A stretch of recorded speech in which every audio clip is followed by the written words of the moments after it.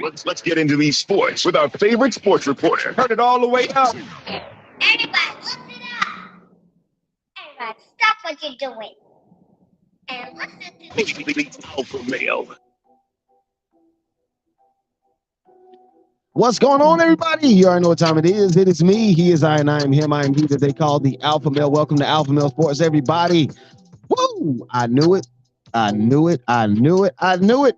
I knew everybody wasn't going to be on this whole train with Coach Prime headed to Colorado and things of that such. We'll talk about that. We'll talk about that, ladies and gentlemen. Let me not go any further without first introducing myself. I am he is I, and I am him.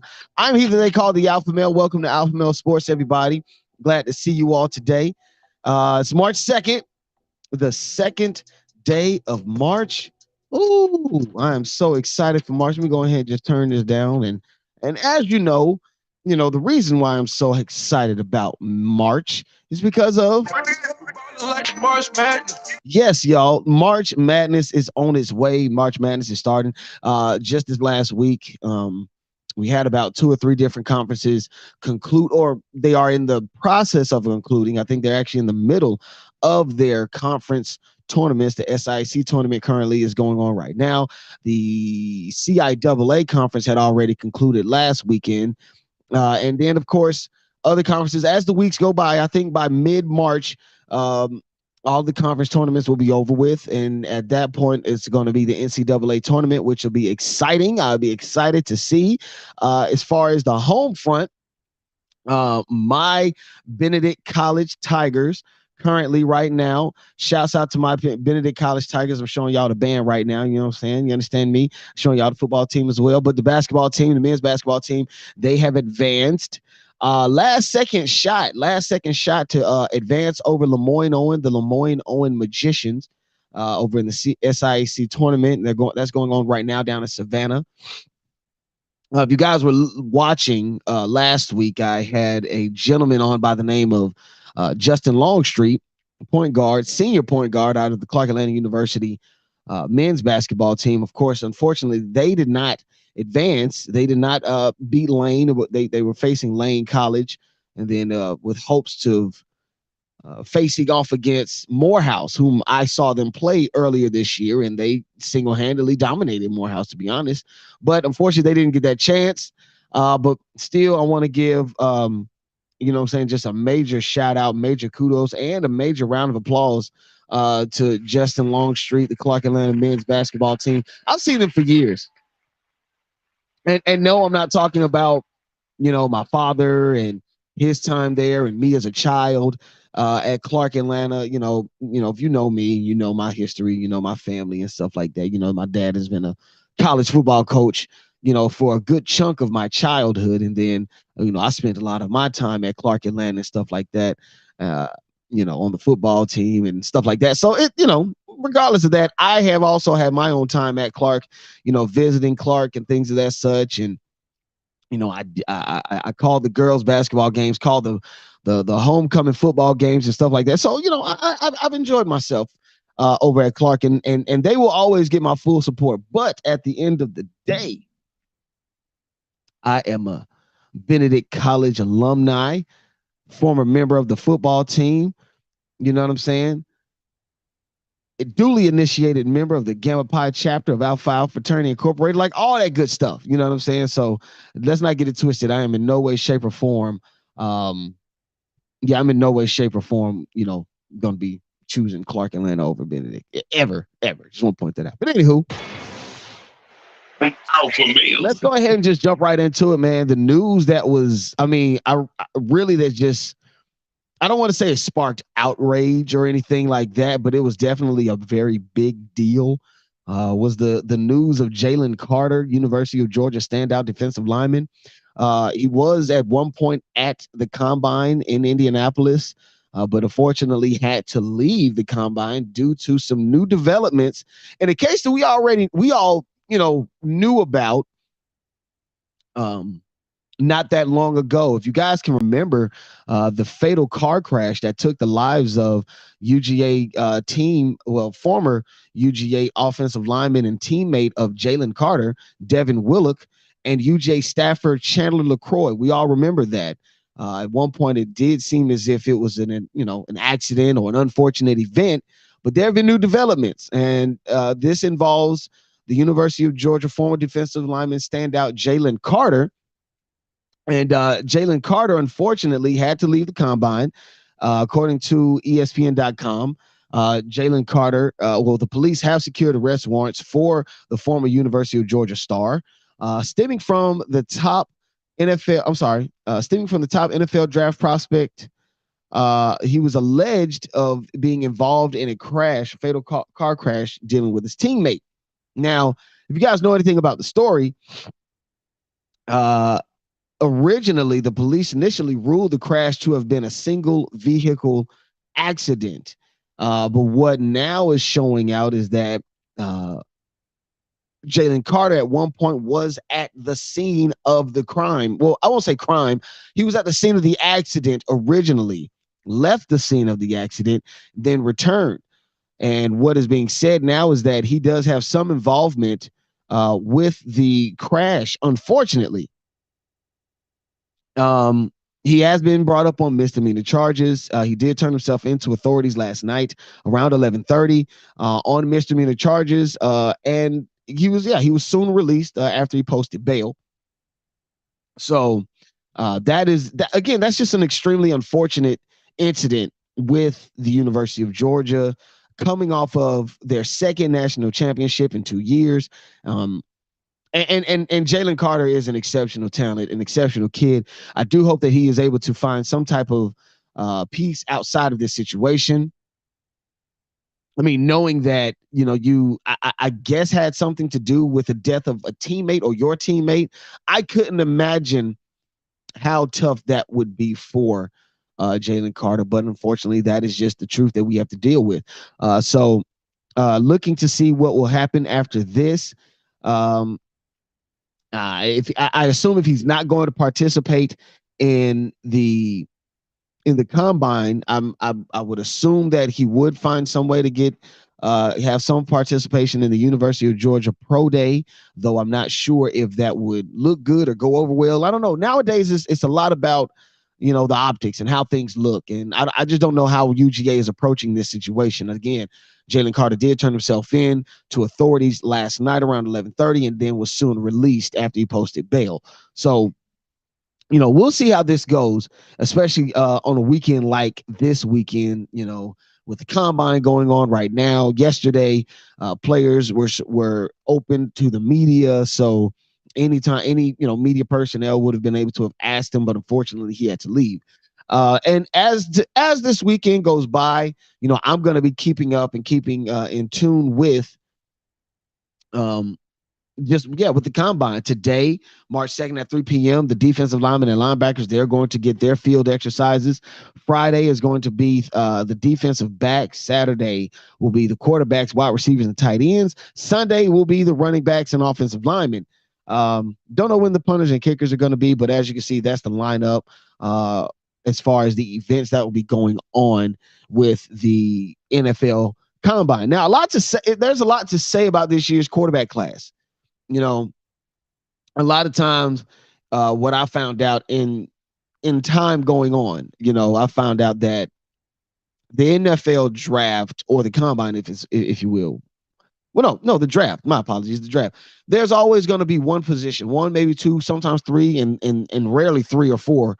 But there are some times where your position is loaded with talent and people wanting to, or not people, but just teams wanting to get a hold of that talent. There can be like 5 or 6 different quarterbacks that's going into a draft, and now everybody, wants those spots and wants those drafts. But what I've found to be true is that I will say this year's quarterback, I won't say class, but this quarterback group, if you will, is definitely going to raise some eyebrows, in my opinion.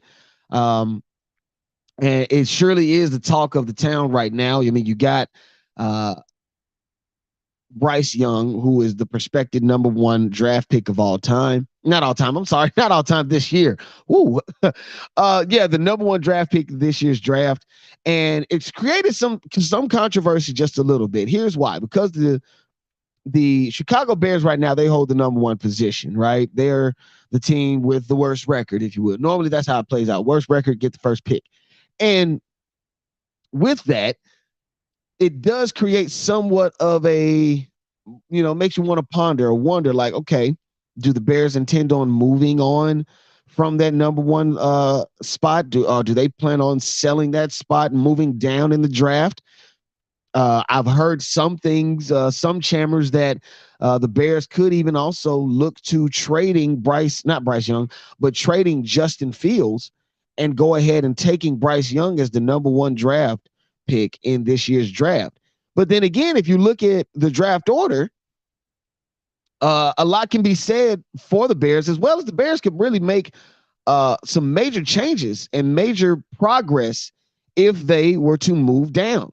Now, this year's draft order, the first 10 picks of this year's draft order, you got the Bears at 1, Texans 2, Cardinals 3, Colts 4, Seahawks and Lions 5 and 6. The Seahawks got their pick from the Broncos. Of course, remember, they traded for Russell Wilson from the Seattle Seahawks. And I don't see the Seattle Seahawks getting a new quarterback. I think they're going to stick it out with Geno Smith and add all the pieces around him. As you can see, Geno Smith is not a shabby player. He was able to get the Seahawks to a playoff berth this year. So you definitely want to run it back with this guy. The Lions, I don't see them wanting to go after a quarterback simply because you already got Jared Goff. Jared Goff has not been a scrub. He has been, on this team for 2 years now. And this year was not in any way, statistically has not been a bad year for him. And so I look for them to keep what they have, expanding on what they're trying to do defensively and seeing what they can do as far as making a push for the playoffs. Because this year, I think, had the Seahawks lost and the Lions winning in Lambeau this past season, they would have made the playoffs. But unfortunately, the Seahawks won, and the rest was history. Yeah. But from there on, you got 7, 8, 9, 10 Raiders, Falcons, Panthers, and Eagles. Now, again, I mentioned these top 10 because we're looking to see which team is going to bite. My honest opinion, I feel as though the Raiders at the number 7 spot will try to make a push. I think the Colts at the number 4 spot will try to make a push. And then the Texans as well. The Texans need a quarterback as well. So there's 3 teams right there that need a quarterback for sure. Raiders, Texans, and Cardinals. I'm sorry, not Cardinals, Colts. Raiders, Texans, and Colts that are in need of a quarterback. Now, we're all, again, still, I'm not waiting on Aaron Rodgers to decide where he's going to go, but I think that's a done deal. I think the New York Jets are going to decide, or that's going to be picked out between those. That's them up there. They ain't got nothing to do with us. But in the realm of quarterbacks, again, Bryce Young isn't the only one there. You got Ohio State, C.J. Stroud, Florida's Anthony Richardson. You got Kentucky's Will Levis. So there are more quarterbacks that are out there.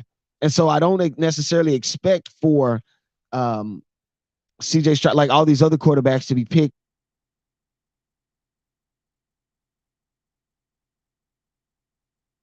Mike check. Okay, cool. I was about to say something went wrong on my end. But anywho, yeah, I don't expect for a lot of these guys to get picked in the first round. In all honesty, I think CJ Stroud and Bryce Young are probably the only first round draft picks in this year's quarterback class. But I wouldn't see CJ Stroud being picked in this first round, probably second round, early second round, depending upon team needs and things of that such. But that's just something that I was kind of intrigued by, because again, with this year's draft and the combine being where it's at, it definitely makes me think.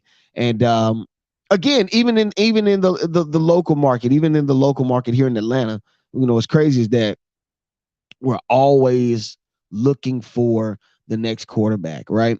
Even when we had Matt Ryan throughout his entire tenure, people were just waiting for Matt Ryan to leave. And so now we have a situation where there's a possibility, again, that people are looking to try to, not people, I'll say fans.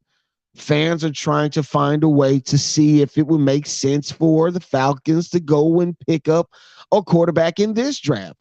And some would say that it would be intriguing for the Falcons to make a push for Bryce Young at the number 1 spot. Again, allowing the Bears to move down. But again, that's foolish in my humblest opinion. And the Atlanta Falcons right now are in quarterback limbo. Okay.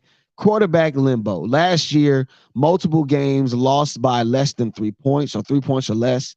Or let's just say 1 possession or less. The Falcons had Marcus Mariota. Of course, they just released him yesterday. They're saving themselves about $12 million in cap space. So that offers them a little more resources to do what they need to in the realm of quarterback. And so we're not even quarterback, just on the team in general. And so with that being said, it's like, okay, well, where do we go from here with the Atlanta Falcons? Where do we go from here? Now, listen to the general manager, Terry Fontenot, and just listen to him address the media at the combine in regards to getting a quarterback, drafting a quarterback, or just quarterback in general. Right. The quarterback situation, releasing Marcus Mariota, I think we all knew that was coming. But Desmond Ridder got to play a little bit at the end of the year, did some good things, showed he's a rookie too. Yeah. Top 10 draft pick here. I mean, what are we thinking as far as quarterback situation for the Falcons? Look, we love Desmond. Yeah. And man, Desmond, you're right. He did some really good things. Yeah. And every opportunity he gets, man, he approaches it the right way. Right. I know you guys love that about him last year. It was one of our favorite interviews here last year. Yeah. And any exposure, anytime you're around Desmond, that's exactly who he is. Yeah. So he gets in the game. You know how tough it is to play that position. I know. And last 4 games, we saw him come off the mat. We saw him have some adversity and come back and fight back. We saw him in critical moments, 3rd down, 4th down, 2 minute in the game. We saw him do well in those moments. Right. And we saw him steady improvement. And he needs to improve in some areas also, but we know he'll do that this offseason because that's the type of guy he is. Now, that being said, we're not in the business of crowning players and anointing players, and we're going to add to the position. Yeah. Free agency, the draft, or both. We're going to make sure we add to the position and bring in more players, but we're really excited about Desmond. Yeah, good. So there you have it. I think the Atlanta Falcons are set on Desmond Ridder, at least for within this time period. One of the things I often try to tell people when I talk to people about, sports in general or this time of year, a lot of times I feel as though a lot of people are just fans, just fans in general. And I'm not dogging fans. I'm a fan as well. But, sometimes we watch just for highlights. We watch to get the highlights. We watch to hear or see the crowd cheer or what new dance move is going to be done in the end zone, or if somebody made a big hit or a big play, and they don't necessarily watch the game itself. And that's how I feel about even this time of year. No one really is interested in the storylines and the money lines and where teams sit as far as cap space and where certain teams sit as far as team need and the crossroads between having a lot of cap space or money to spend on resources and things of that such, and then player availability. You might have somebody that is a once in a lifetime talent that somehow is on a free agent or is available to you, and instead of going and getting other positions, you crap out on that. So there's a lot to be said about this year's draft and stuff like that, college players going into the NFL. So it's a lot to say about that. But really quickly, before we go any further, ladies and gentlemen, this is AlphaMale Sports. Alpha Male. And I am the Alpha Male, ladies and gentlemen. You already know what time it is. He's I and I'm him. I'm he that they call the Alpha Male. AlphaMale Sports is brought to you by Pollard Productions.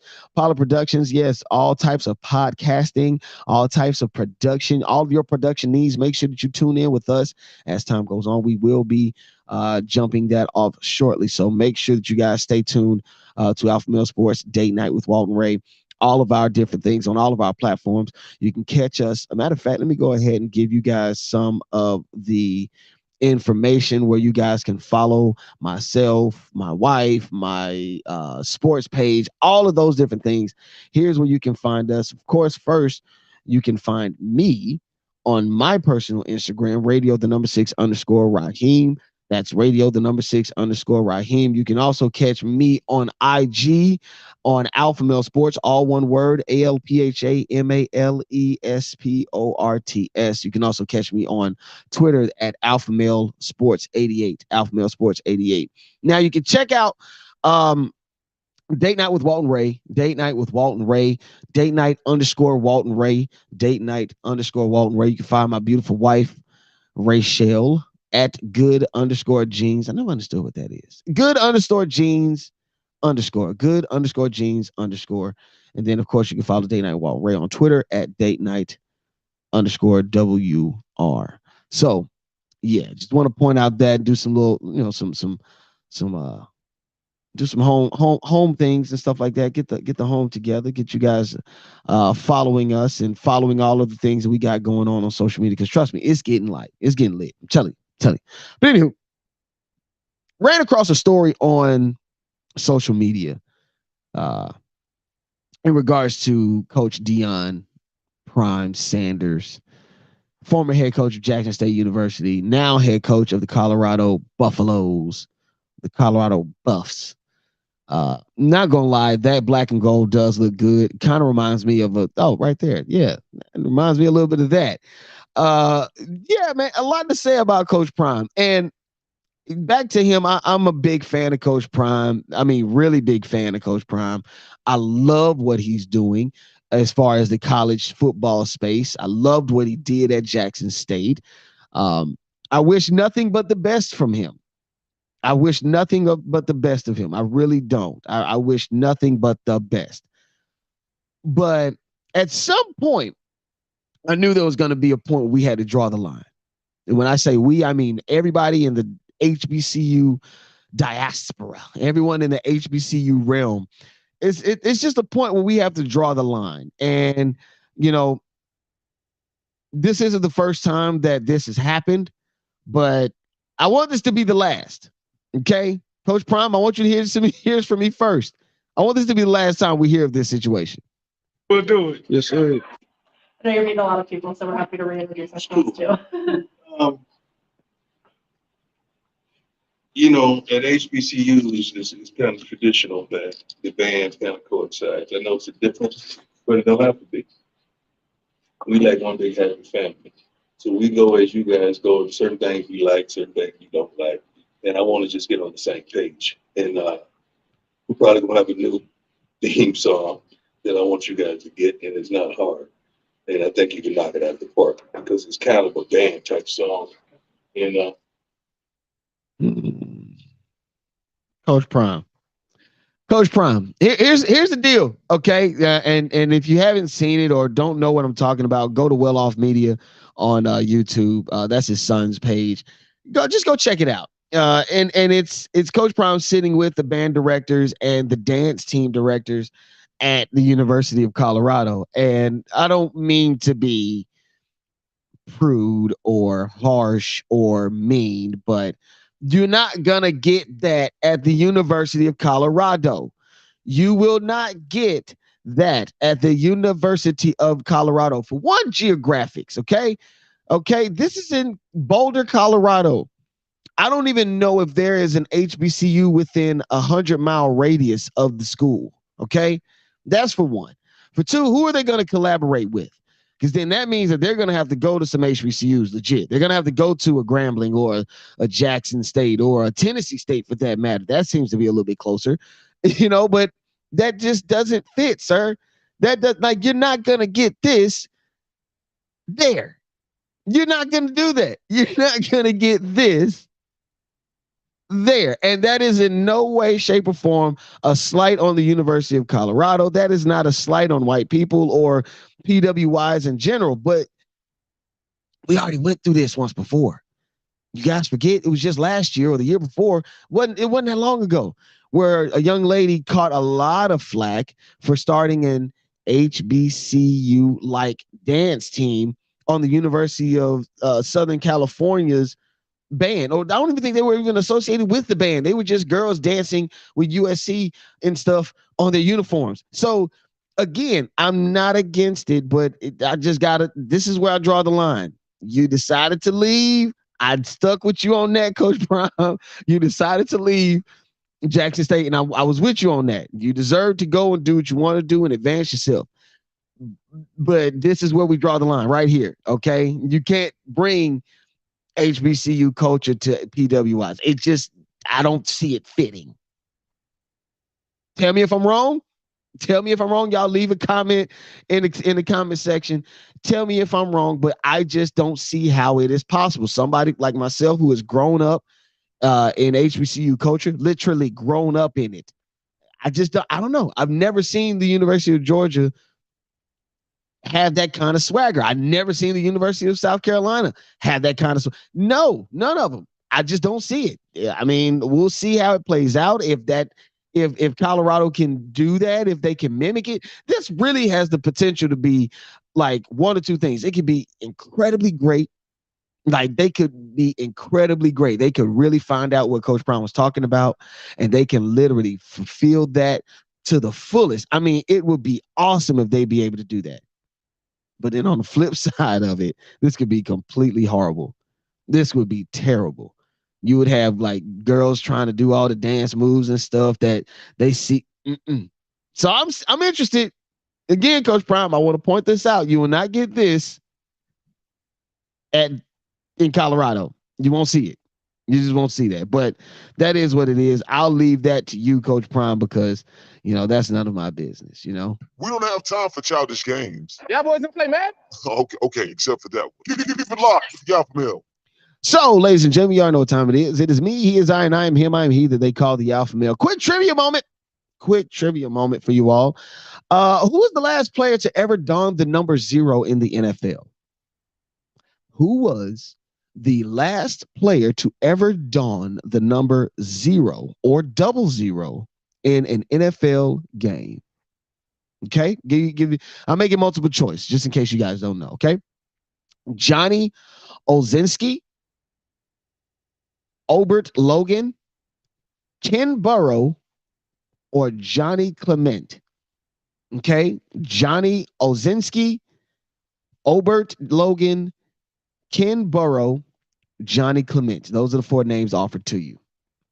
If you answered C, Ken Burrow, yes, you are correct. The first round draft pick by the New Orleans Saints back in 1970. He holds the distinction of being the last player in NFL history to wear the number 00 on his jersey.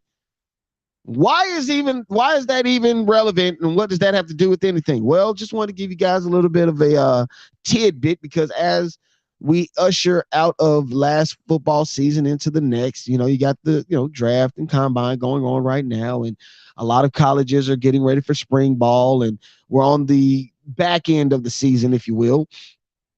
Wanted to bring up some points going on as far as different changes. There are going to be some changes, rule changes, and things of that such going into next season. If you remember last season, players were pushing for single digit jerseys for defensive linemen and for other positions outside of quarterback. And so now there's another push. The Philadelphia Eagles are leading the charge for the NFL players to wear the number 0 on their jerseys.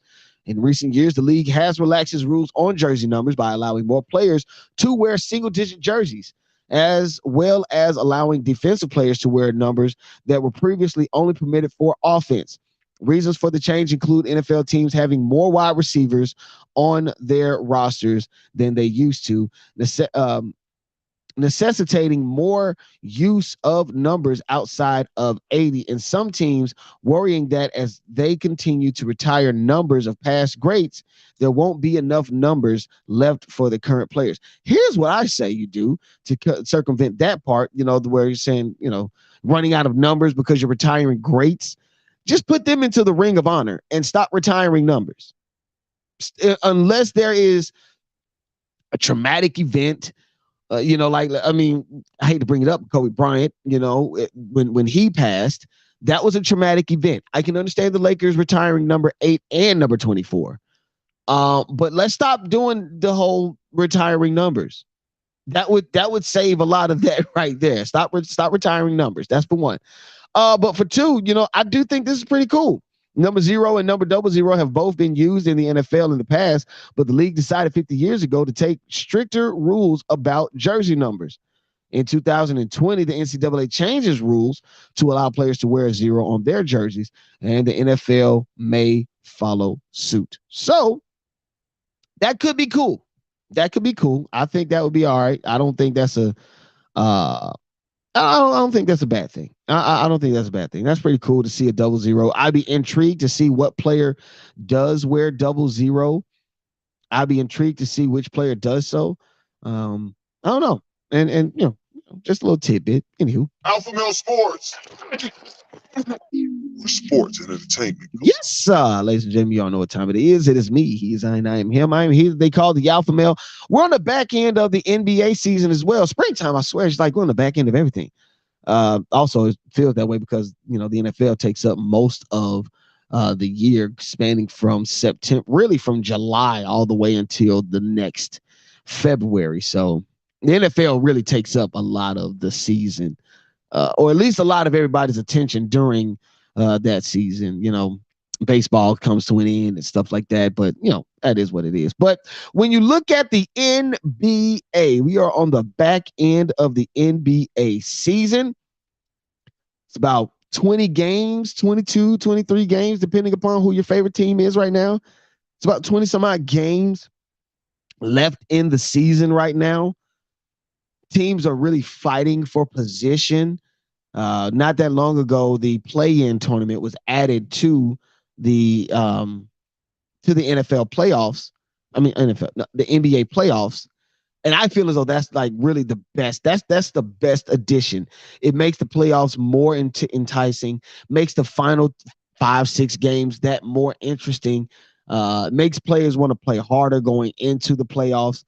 It stops the notion of players resting and this time management and stuff, whatever the heck ever. Look, ball out of control, ball until you can't no more. That's how I look at it, And so now, the trade deadline for me really had me intrigued. All the different moves that happened. On the home front in the Atlanta area, we were able to pick up Sadiq Bey. And we Atlanta fans, we get excited over anything. Trust me, I ain't gonna front you. We get excited over anything. I'm not saying that Sadiq Bey is a bad player or not. I don't know much about him. I'm gonna have to do more research. But we definitely got excited about DeJounte Murray, and we definitely got excited about Trae Young, and we felt like this team was going to be, top 3, top 4 in the East, and that is not the case. We are fighting to stay out of the play-in tournament position, but right now, we're on the back end of the playoffs, right? We're back end of the season right now. As the standings go right now in the East, Boston Celtics really holding strong right now with a big win last night against the Cleveland Cavaliers, 113-117. Boston holding strong at the number 2 position, while Milwaukee is at number 1. But that's really less than a game separating these two teams, really about a half a game separating these two teams. And then about 4 games down, you got the Philadelphia 76ers at number 3, Cleveland at number 4, New York Knicks at number 5, the Brooklyn Nets at number 6, and then at number 7. I think I lost the because it took me straight to the Knicks. But yeah, you got Boston, not Boston, but the Brooklyn Nets at number 6. Take me back to the standings. Come on now. Take your boy back to the standings. There we go. All right. Let me start this back over real quick. So yeah, you got, in the top 6 positions, Milwaukee, Boston, Philly, Cleveland, New York, and Brooklyn, all in the top 6. In the play-in tournament, you have Miami, Atlanta, Toronto, and Washington. This is if the season ended today. And not too much is really separating 6 through 8. About 3.5 games separates these teams. Atlanta right now dead even at 31-31 with about 20 games left in the season. In the West, though, from seeds 5 through 10, literally less than a game separating them. Okay. In the West, you got Denver at number 1, Memphis 2, Sacramento number 3, which is a surprise to me. No one saw that coming. Phoenix at 4, Golden State at number 5, LA at 6, Clippers, that is. Dallas Mavericks at 7 in the play-in tournament. The Minnesota Timberwolves at number 8 in the play-in tournament. Utah Jazz at number 9 in the play-in tournament. And the New Orleans Pelicans at number 10. And right outside of the play-in tournament right now is the Los Angeles Lakers with 30 wins and 33 losses, 1 game behind the New Orleans Pelicans. I did all of that to get to the LA Lakers, right? Currently, the Lakers right now are on a 4 games. But right now, 4-1 in their last 5 games. The LA Lakers 4-1 in the last 5 games, dating back to before the All-Star game. And before they trade the deadline, they made some really key moves that would seem to put the LA Lakers right in position to make a late push for the play-in game. But unfortunately, they know they now have to do it all without LeBron. The LA Lakers said that they're going to revisit or reassess LeBron James in about 2 weeks. This comes after a game on Sunday versus the Dallas Mavericks, where LeBron James was heard saying, after a specific play that he was injured on his lower leg, saying, "I heard it pop." That's what LeBron James said. "I heard it pop, heard it pop, heard it pop." Now, if you was watching that game, something that stuck out to me about LeBron James is that he doesn't move as fast as he once did. He doesn't move as aggressively as he once did. And you'll have little flashes. If the lane is wide open, in times LeBron will just go in and just dunk it. If you give it to him, he'll take it.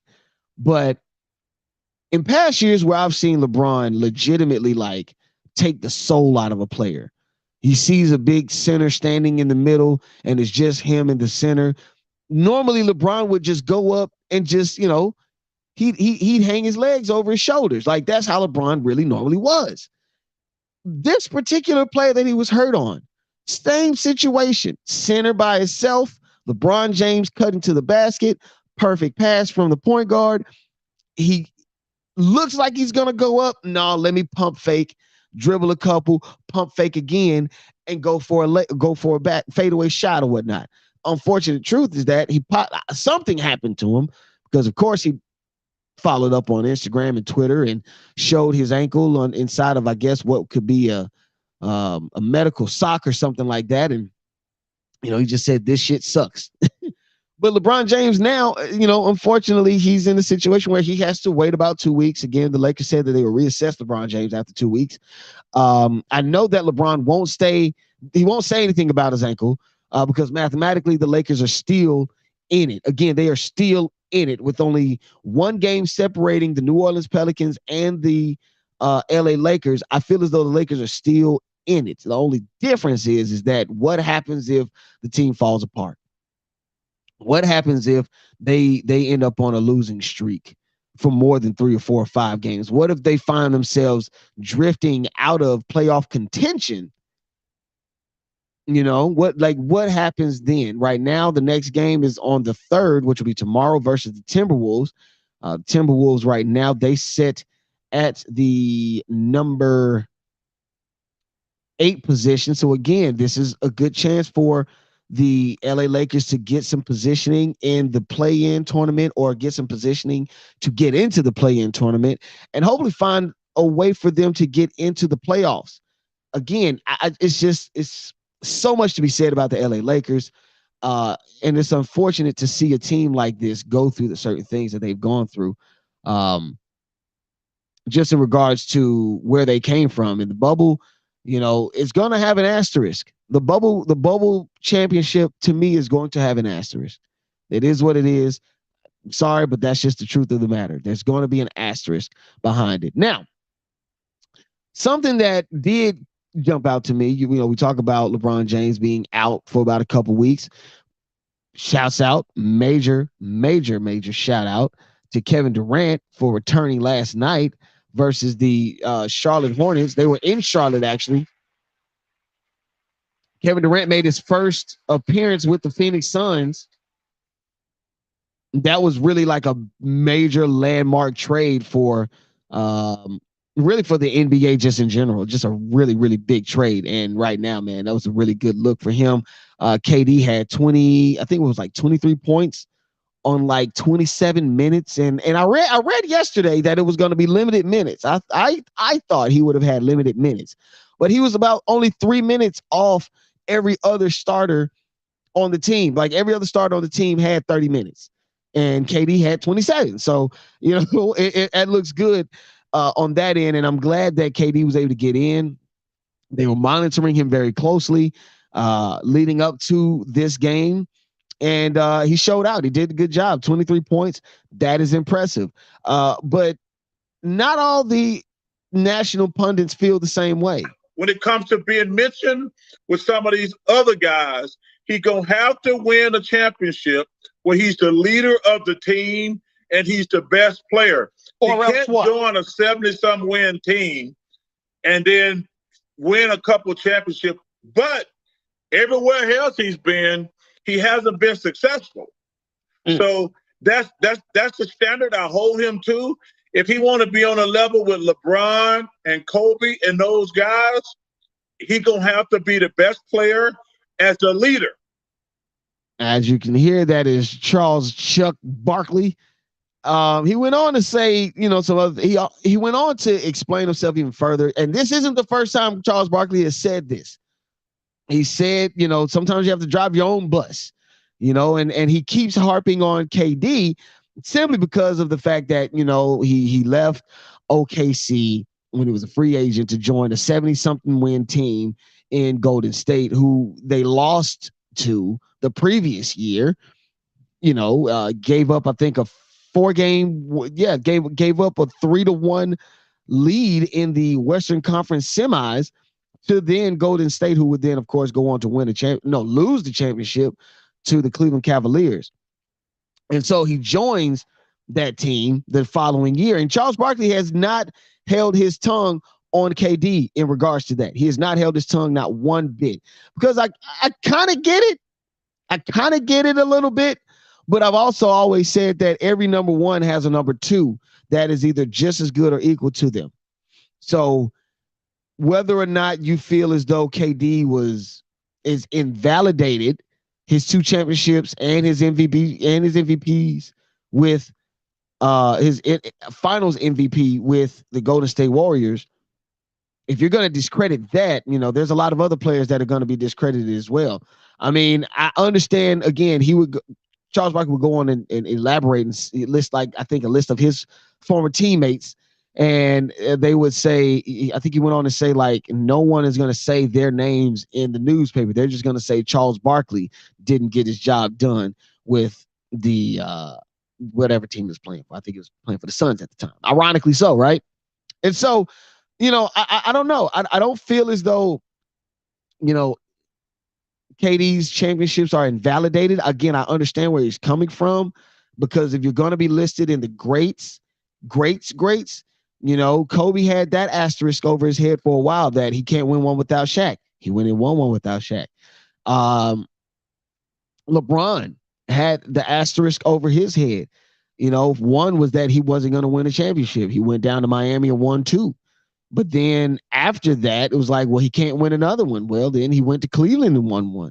Well, then after that, they said, well, he's done. He's old. He's washed up. And he goes to LA in the bubble and he wins 1 there. So I kind of understand where Charles is going with KD, is like, you joined a 72-win team. Of course you're going to win championships. You're the best player in the league at that point in time. So I get where he's going with it. Do I discredit KD? No, I would never discredit KD, because I feel as though what he does and what he brought to the game, what he brings to the game, is top tier. You know what I mean? I don't think Golden State wins 2 championships back to back if KD weren't there. I think Golden State probably still wins a championship, but I just don't think that they win one back to back. So it's a lot of different ways you could look at it. It's about perspective, people. You know what I'm saying? But it is what it is in that regard. But, you know, just making sure that you stay tuned, man. The NBA season is ramping up. Second half of the season is closing down. Just make sure that you guys stay tuned. Make sure that you guys stay tuned to AlphaMale Sports, because I'm telling you, I'm just giving you guys updates, interviews and updates. I'm telling you right now, interviews and updates. Those two things I'm going to make sure I'm giving y'all. Make sure that you guys also connect with me on all of my social media accounts. Hit me up. If you got anything that you want to debate, if you don't agree with everything that I said, that's perfectly damn fine. That is perfectly fine. Let's talk about it. Let's sit down. I mean, for real, I got time. So if you guys feel like you want to leave a comment, by all means, leave a comment and we'll rap about it. It's AlphaMale Sports, people. I'll holler at y'all tomorrow. Peace. AlphaMale. Okay, shut the hell. Alpha Male.